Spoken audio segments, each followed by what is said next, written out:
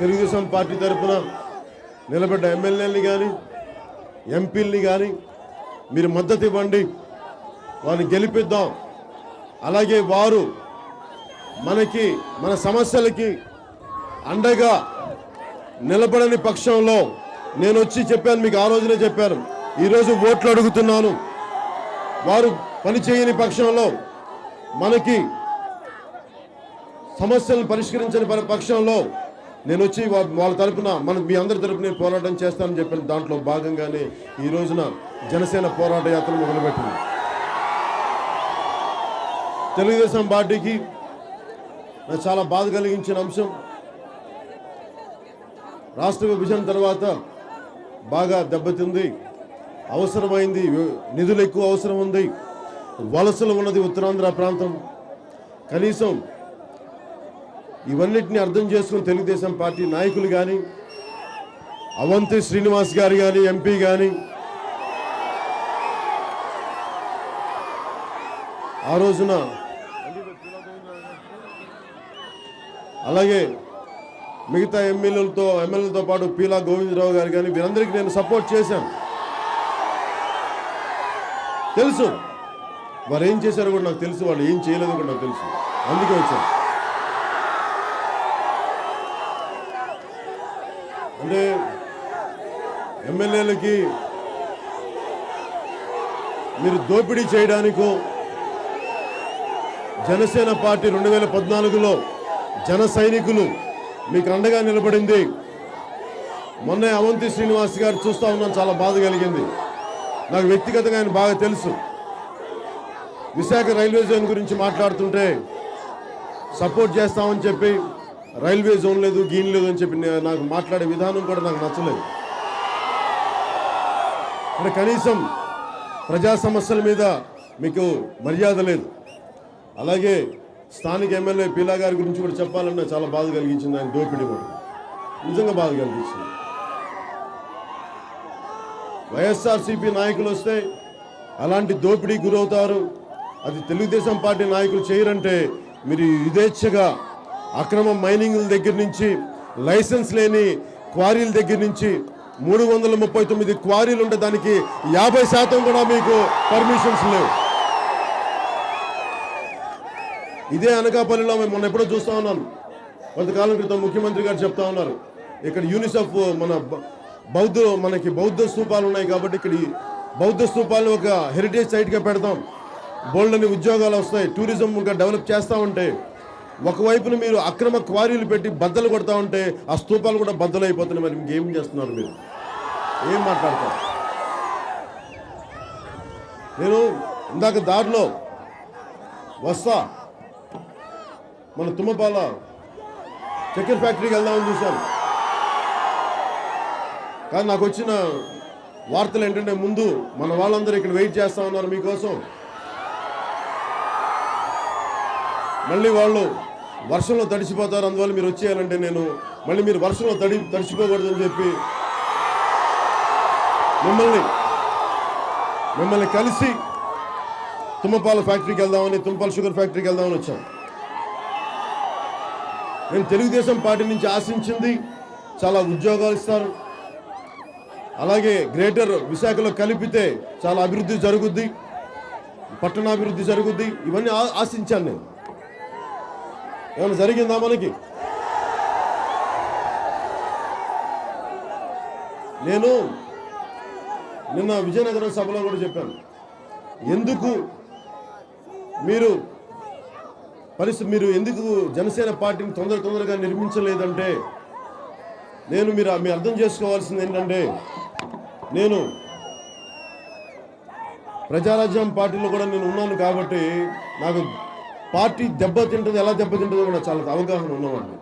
మనుషులు ఒక చిన్నపాటి ఒత్తిడికి, ఒక చిన్నపాటి సమస్యకి ఎమ్మెల్యేలు ఎలా పారిపోతారో నేను స్వయంగా చూసిన వాడిని, అసహించింది వాడిని. పొలిటికల్ పార్టీ పెట్టాక సమస్యలు ఉంటాయి, ఒత్తిళ్లు తీసుకోవాలి, ఓటములు తీసుకోవాలి, దెబ్బలు తీసుకోవాలి, ఎదురు తిరగాలి, కొత్త సింహాల్లా పోరాడాలి. భయపడితే కుదరదు. పారిపోతే కుదరదు. నాకు చాలా బాధ కలిగించిన అంశం ముఖ్యమంత్రి గారి దగ్గర నుంచి కూడా. ఒకవైపున నేను మీకు ఇంత సపోర్ట్ చేసి నేను ఏమీ ఆశించకుండా, ఒక్క ఎమ్మెల్యేని పోటీ నిలబెట్టకుండా, నేను కనీసం చిన్నపాటి పదవి ఆశించకుండా మీకు చేస్తే ఈ రోజున మీరు నిలువెత్తు శాండ్ మాఫియా దోపిడీలు, ఇసుక మాఫియా దోపిడీలు, ఇక్కడ కూర్చొని అక్రమ మైనింగ్ దోపిడీలు ఏం చేస్తున్నారు మీరు అని మేము చూస్తూ కూర్చుంటామా? నేను రాష్ట్ర శ్రేయస్సు కోసం, ప్రజల శ్రేయస్సు కోసం నాకు జీవితాన్ని ఇచ్చిన అన్నయ్యతో కూడా నేను విభేదించి బయటకు వచ్చిన వాడిని. గౌరవం ఉండి, ప్రేమ ఉండి, ఇష్టం ఉండి కూడా ప్రజాశ్రేయస్సు కోసం సొంత రక్తాన్ని కూడా నేను విభేదించి వచ్చిన వాడిని.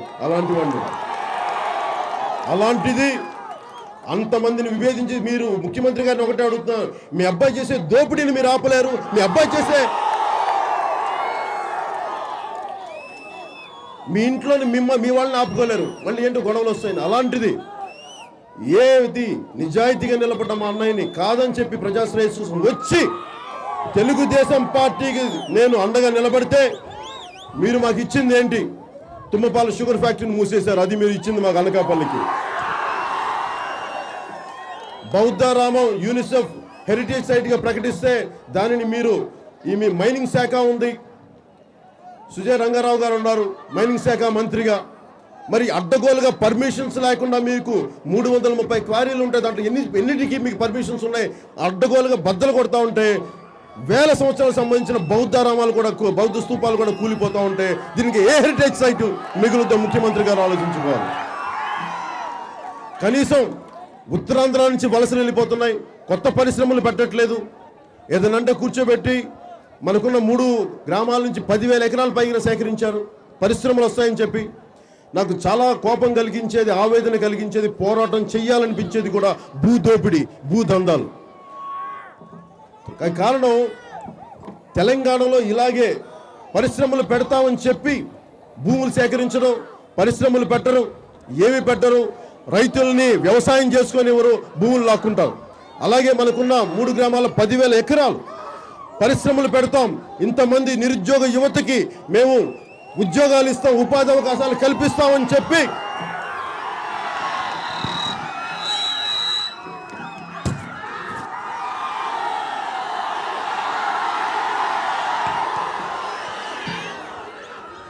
ఉపాధి అవకాశాలు కల్పిస్తామని చెప్పి 10,000 ఎకరాలు సేకరించి అది ప్రభుత్వం దళితులకి, వెనుకబడ్డ వర్గాల వారికి భూములు ఇస్తే మళ్ళీ ఆ భూములని వాళ్ళు వ్యవసాయం చేసుకోనివ్వకుండా పచ్చని పొలాలుండి పచ్చని చెట్లున్న చోటని మళ్ళీ లాక్కొని 10,000 ఎకరాలు సేకరించి ఈ రోజున మళ్ళీ రియల్ ఎస్టేట్కి మళ్ళీ ముక్కలు అమ్ముకోవటం. ఇది ఎవడ భూసం మీరు మీ ఇష్టాన్ని చేసుకుంటే చూస్తూ కూర్చుంటామా? ఇది తెలుగుదేశం పార్టీ సొత్తు, ఇది దేశం సొత్తు, ప్రజల సొత్తు, సమాజం తాలూకు సొత్తు. ముఖ్యమంత్రి గారు కూడా అర్థం చేసుకోవాల్సింది, ప్రతి శాసనసభ్యుడు పీలా గోవిందరావు గారితో సహా అర్థం చేసుకోవాల్సింది, ఇది మీ సొత్తు కాదు, ప్రజల సొత్తు, ఉత్తరాంధ్ర సొత్తు, దేశం సొత్తు. నేను నాయకులు ఎలా తయారయ్యారంటే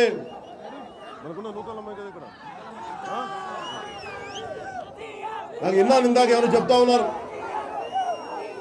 ఎమ్మెల్యే గెలిస్తే నూకాలమ్మ గుడికి వెళ్ళి అమ్మ నీకు కిలో కిరీటం చేయిస్తానని చెప్పి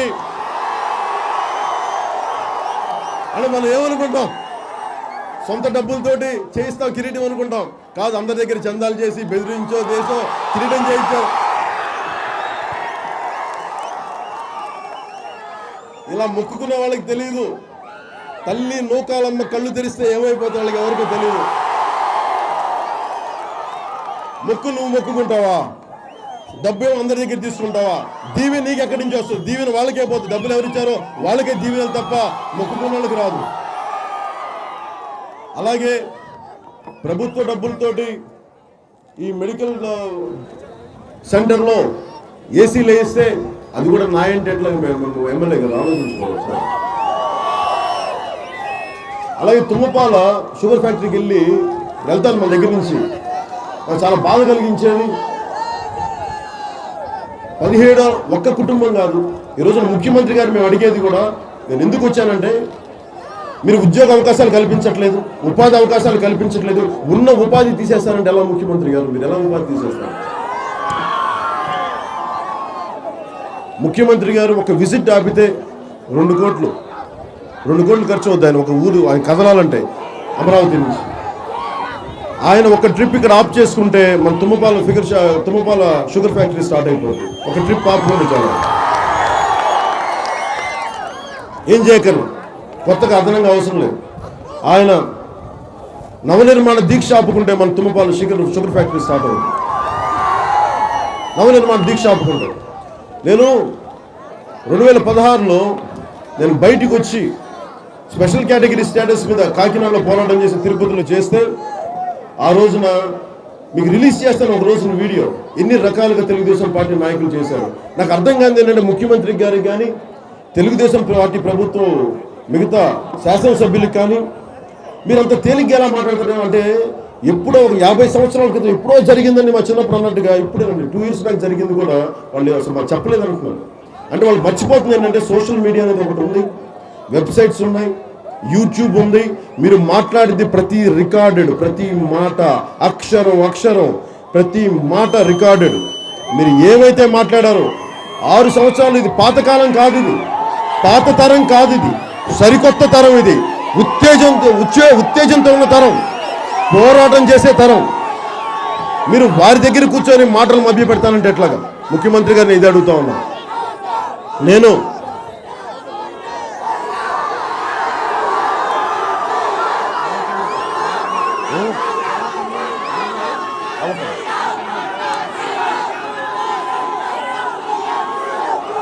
ముఖ్యమంత్రి గారు కూడా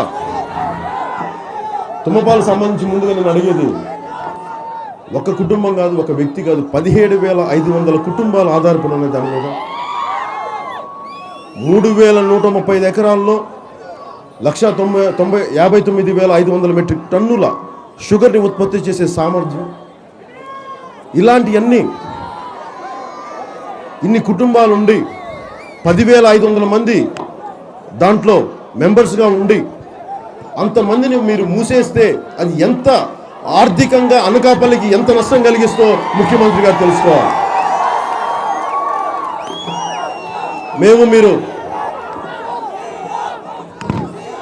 నేను మిమ్మల్ని అడిగేది కూడా, కొత్త పరిశ్రమలు తీసుకొస్తారో లేదో తెలియదు కానీ, మన జన సైనికులందరూ సాక్షిగా, అనకాపల్లి పుర ప్రజల సాక్షిగా ముఖ్యమంత్రి గారికి నా విన్నపం కానీ, విజ్ఞాపన కానీ, అభ్యర్థన కానీ, ఇది మీరు ఏదైనా అనుకోండి, మేము అడిగేది తిరిగి తుమ్మపాల షుగర్ ఫ్యాక్టరీని దయచేసి తెరిపించండి. ఇన్ని దాదాపు 30,000 మంది ఆధారపడి ఉన్నారు. ఇప్పుడు ఈరోజు ముఖ్యమంత్రి గారు మాట్లాడతారు, తిరిగి నన్ను ఒకసారి ముఖ్యమంత్రిగా ఎన్నుకోండి అని. ఎందుకు ఎన్నుకోవాలి? ఎందుకు జనసేన సపోర్ట్ చేయాలి? ఎందుకు పవన్ కళ్యాణ్ సపోర్ట్ చేయాలి? ఎందుకు మా జన సైనికులందరూ సపోర్ట్ చేయాలి? మీకు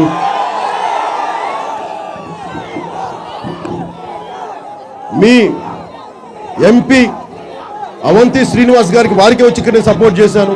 నాకు బాగా పరిచయం ఉన్న వ్యక్తి, మా కుటుంబానికి పరిచయం ఉన్న వ్యక్తి, అది కూడా చెప్తాను. నాకు తెలుసు, రేపు పొద్దున్న వెళ్తే కూడా నేను మాట్లాడాలి, నమస్కారం పెడతాను, అది కూడా చేస్తాను. కానీ మీరు ఈ రోజు వరకు ఒక తుమ్మపాల షుగర్ ఫ్యాక్టరీ మీ జరుగుతున్నప్పుడు మీరు ఎందుకు మాట్లాడలేకపోయారు? అవంతి శ్రీనివాస్ గారిని నేను అడగదలుచుకున్నాను. మరి ఉత్తరాంధ్ర మేధావులు అడగరా? వలస పక్షులు వీళ్ళందరూ చెప్పి మాట్లాడరా? మీరు ఎక్కడి నుంచో వచ్చి ఇక్కడ స్థానిక సమస్యల్ని పట్టించుకోకుండా ఓట్లు ఇక్కడివి కావాలి, పనులేమో మీకు, ఇక్కడ షుగర్ ఫ్యాక్టరీలు మూసేస్తే ఒక్కళ్ళు మాట్లాడరు. మరి రావా? మిమ్మల్ని వలస పక్షులు అనకుండా ఏమనాలి? మీరు స్థానికంగా ఉన్న సమస్యల్ని, మీరు ఓట్లు వేయించుకున్న తర్వాత స్థానికంగా ఉన్న సమస్యల్ని పట్టించుకోకుండా మీరు పారిపోతారంటే ఉత్తరాంధ్ర మేధావులు మీ అందరికీ పెట్టిన పేర్లు వలస పక్షులని, స్థానికతని. అది మీరు గౌరవించకపోతే మీరు ఉత్తరాంధ్రకి, అది వైజాగ్ నగరంలో కావచ్చు, శ్రీకాకుళంలో ఉన్న స్థానికేతులు కావచ్చు, ఎవరైనా సరే మీరు ఉత్తరాంధ్రకి ద్రోహం చేసిన వాళ్ళు అవుతున్నారు. ఇది నాకు చాలా బాధ కలిగించే అంశం. ఎందుకంటే ఇంకొకసారి మీరు స్థానికంగా ఉన్న సమస్యల్ని మీరు పట్టించుకోకుండా, అది స్థానికంగా ఉన్న ఎమ్మెల్యేలు కావచ్చు, స్థానికేతరులు కావచ్చు, ఇంకొకసారి ఇక్కడ నుంచి కానీ వేర్పాటువాద ఆలోచనలు కానీ వస్తే దీని అందరికి కారణం మీలాంటి వ్యక్తులు, తెలుగుదేశం పార్టీ వ్యవస్థ అనేది నేను చెప్పడానికి ఏమాత్రం సందేహించట్లేదు. ఇలాంటి ముందు పరిస్థితులు జరగకుండా ఉండాలి అంటే నేను ఒకటే నిర్ణయించుకున్నా, స్థానికంగా ఉన్న నాయకులకి మన సమస్యలకి నేను పారిపోయే వ్యక్తిని కాదు.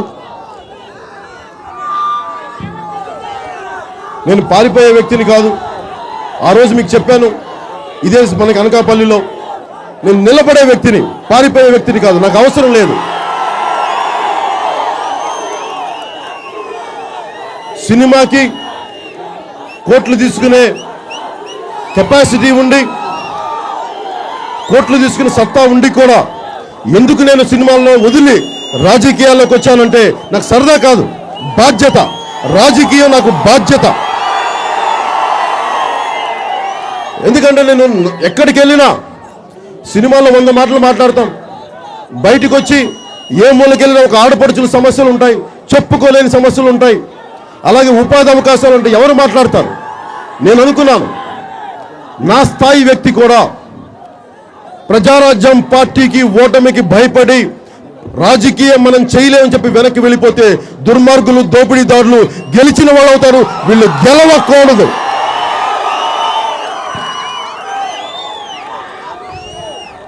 శత్రువులకి వెన్ను చూపకూడదు, ముందుండి వెళ్ళాలి. ప్రజా సమస్యలపై పోరాటం చేయాలి. ప్రజాక్షేత్రంలో ఉన్న సమస్యల్ని పరిష్కరించాలి. కష్టాలుంటాయి, నష్టాలుంటాయి, మాటలు పడతాం, దాడులు ఎదుర్కొంటాం. కానీ ఈ రోజున జనసేన పార్టీయే లేకపోతే ఇప్పుడు మన లిక్కర్ సిండికేట్కి వైఎస్ఆర్సీపీ నాయకులు, మన తెలుగుదేశం నాయకులు కుమ్మక్కై ఎలాగ వాళ్ళు డబ్బులు పంచుకున్నారో మనకి అనకాపల్లి లిక్కర్ సిండికేట్కి, అదే జనసేన కానీ లేకపోయింటే ప్రతిదానికి సిండికేట్ అయిపోయే వాళ్ళు ఏ పనులు అవ్వవు. జనసేన ఉన్నది ఉత్తరాంధ్ర సమస్యల్ని కానీ, అది మన అనకాపల్లి సమస్యలు కావచ్చు, అలాగే ప్రతిదీ పేరున ప్రతి సమస్యకి ల్యాండ్ కబ్జాలు కావచ్చు, భూ స్కాములు కావచ్చు, ఏదన్నిటికీ నేను అండగా ఎందుకున్నానంటే ఇది నాది, ఈ నేల నాది, ఇది నేను ప్రేమించే నేల.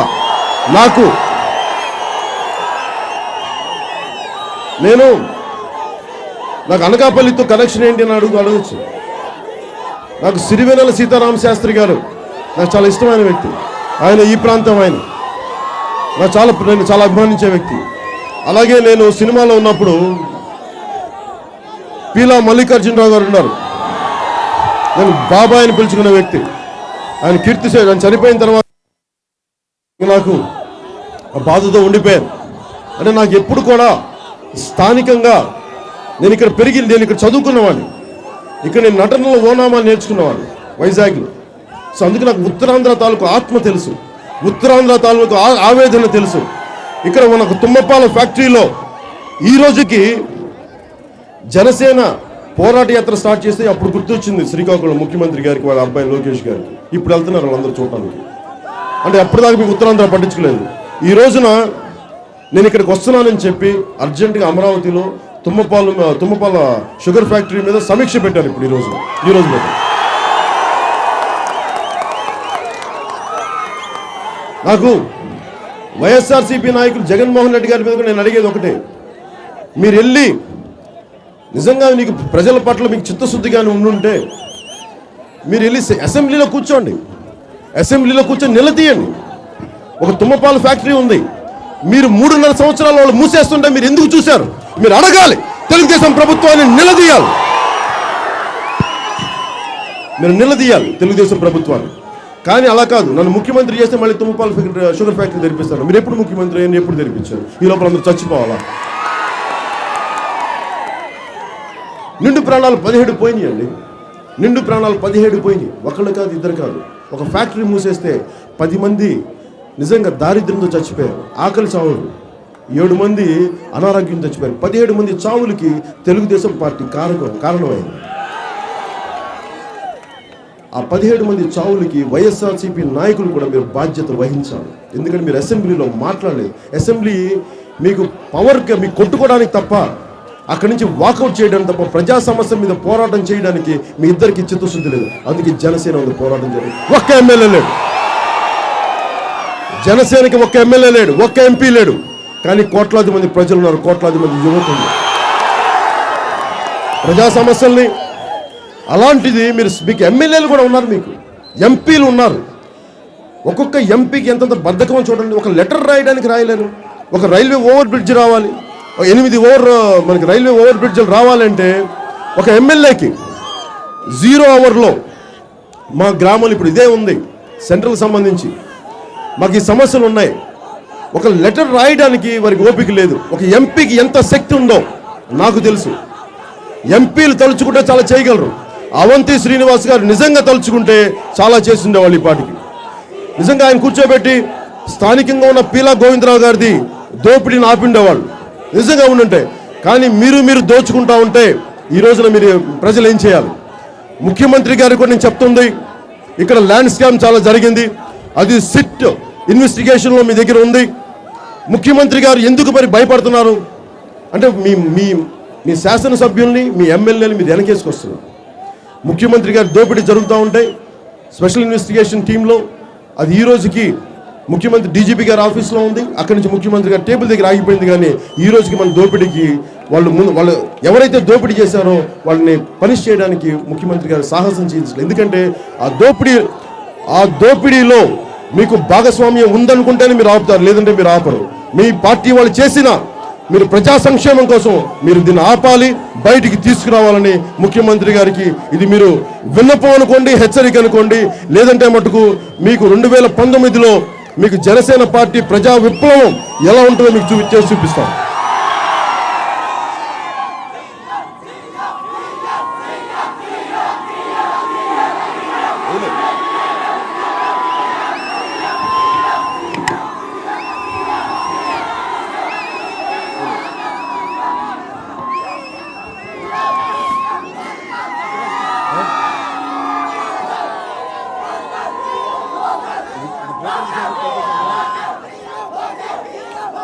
నేను గ్రేటర్ విశాఖకి అనకాపల్లిని కలిపిన తర్వాత గ్రేటర్ హైదరాబాద్ లాగా ఎక్కువ నిధులు ఉంటాయి, రోడ్లు బాగుపడతాయి, ఇవన్నీ బాగుపడతాయి అనుకుంటే అనకాపల్లి టౌన్ దగ్గర నుంచి మన వేట జంగాలపాలెం, తుమ్మపాలెం, కసింకోట ఈ రోడ్లు కానీ నేను అడుగుతున్నాను అందరినీ, రోడ్లు మనకు బాగున్నాయా, డ్రైనేజ్ వ్యవస్థ బాగుందా అంటే నేను చూస్తున్నాను. మరి క్లీన్ ఏపీ, గ్రీన్ ఏపీ అని మరి ఎందుకుందో, క్లీన్ ఏపీ ఎక్కడ ఉందో ముఖ్యమంత్రి గారు తెలియాలి.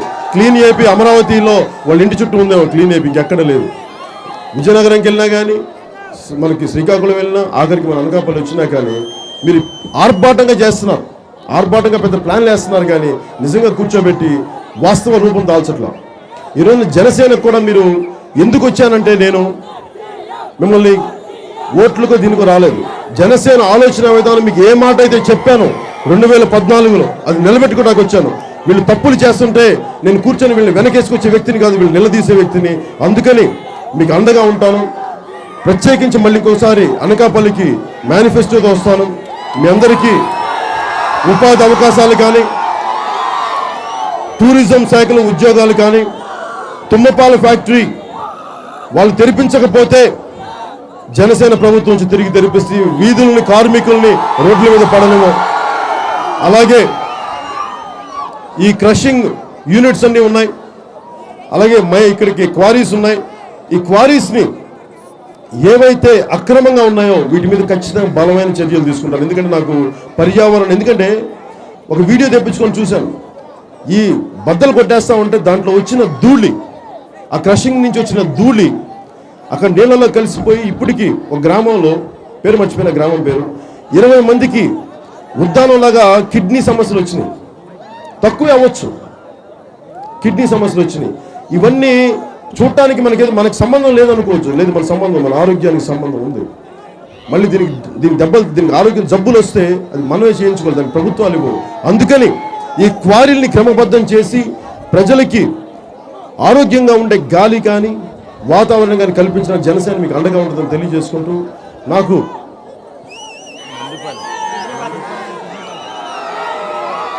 ఉదాహరణ లాంటిది మొండిపాలెం గ్రామం, ఇప్పుడు మన వాళ్ళు చెప్తారు, మొండిపాలెం గ్రామం ఇప్పుడు 20 మంది కిడ్నీ బాధితులు వచ్చారు కేవలం ఈ క్వారీలు, క్రషింగ్ యూనిట్స్ వల్ల. ఎందుకంటే మనకి మైనింగ్ శాఖ వాటి మీద కంట్రోల్ లేదు మైనింగ్ శాఖకి. ఆ మైనింగ్ శాఖ సుజయ్ రంగారావు గారు మంత్రి, దానికి సంబంధిత మంత్రి, మరి వారు ఏం చేస్తారో నాకు తెలియట్లేదు. మీరే ఉత్తరాంధ్ర నుంచి వచ్చి మీరే మహారాజులు, మీరే ఉత్తరాంధ్రకి అభివృద్ధికి పాటుపడాల్సిన వాళ్ళు మీరు అనారోగ్యానికి గురి చేస్తే మంత్రి గారు ఆలోచించుకోవాలి. నాకు ఈ రోజున చాలా పద్ధతిలో చాలా ఒక క్రమంలో జనసేన పార్టీ నిర్మిస్తా ఉన్నాం. మీ అందరి అండదండలు ఆడపడుచుల ఆశీస్సులు కావాలి మనస్ఫూర్తిగా తెలియజేసుకుంటూ మీకు అండగా ఉంటానని తెలియజేసి సెలవు తీసుకున్నాను. జై హింద్.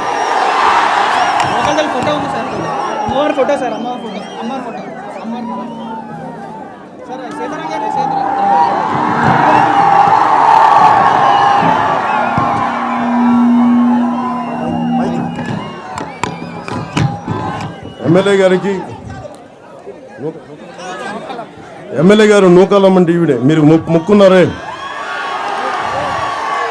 ఆవిడ ఆశీస్సులు ప్రజలకు కానీ మీకు కాదు, గుర్తుపెట్టుకోండి. నూకాలమ్మ మిమ్మల్ని చెప్పేస్తుంది, ఖచ్చితంగా చెప్పేస్తుంది. ఏంటండి వీడియో నచ్చిందా? అయితే ఓ లైక్ వేసుకోండి, లేదంటే ఓ కామెంట్ చేయండి. ఎప్పటికప్పుడు మా వీడియోస్ చూడాలంటే సబ్స్క్రైబ్ చేసుకోండి.